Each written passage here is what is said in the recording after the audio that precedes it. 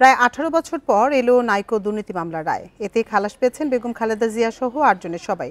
সকালে ঢাকার বিশেষ জজ আদালত 4-এর বিচারক রবিউল ইসলাম এই রায় দেন। বিএনপির আইনজীবীরা বলছেন, এই রায়ে সবাই ন্যায় বিচার পেয়েছেন। বিএনপি চেয়ারপারসনকে হয়রানি করতেই মামলাটি জিইয়ে রাখেন শেখ হাসিনা।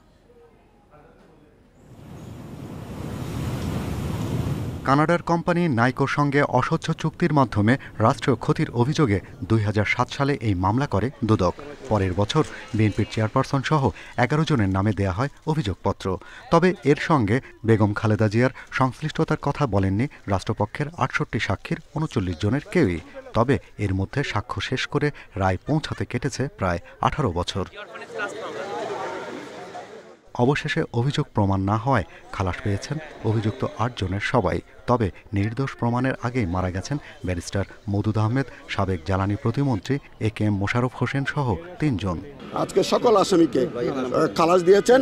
আসামিদের মধ্যে যারা ছিলেন বেগম খালেদা জিয়া, তারপরে ছিলেন কাসেম শরীফি, খন্দকার শহীদুল ইসলাম, সিএম ইউসুফ হোসেন, গিয়াসউদ্দিন আল মামুন এবং সেলিম ভুঁইয়া। তারা প্রত্যেকেই এই মামলা থেকে আজকে খালাস পেয়েছে। বিএনপি প্রধানের আইনজীবীদের দাবি, তখনকার দুদক কর্মকর্তাদের ব্যবহার করে দেয়া হয়েছিল এই মামলা। সেই কারণে শেখ হাসিনা সহ সেই কর্মকর্তাদেরও বিচার চান তারা। চুক্তিটা করেছে শেখ হাসিনা, অপরাধ তার উপরে। আর ম্যাডাম খালেদা সাকসেসিভ গভর্নমেন্টের প্রাইম মিনিস্টার, তার কোনো অপরাধী এখানে ছিল না।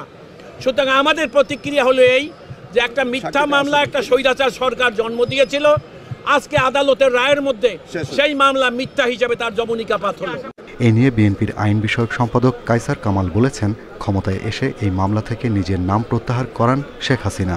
রাজনৈতিকভাবে হয়রানি করতেই খালেদা জিয়ার বিরুদ্ধে মামলা চালিয়ে যায় বিগত সরকার। দেশনেত্রী বেগম খালেদা জিয়ার বিরুদ্ধে রাজনৈতিক অসৎ উদ্দেশ্যে এবং ওনাকে আইনগত ভাবে বা আদালতের মাধ্যমে ক্ষতি করার জন্যই মামলাটা চলছিল।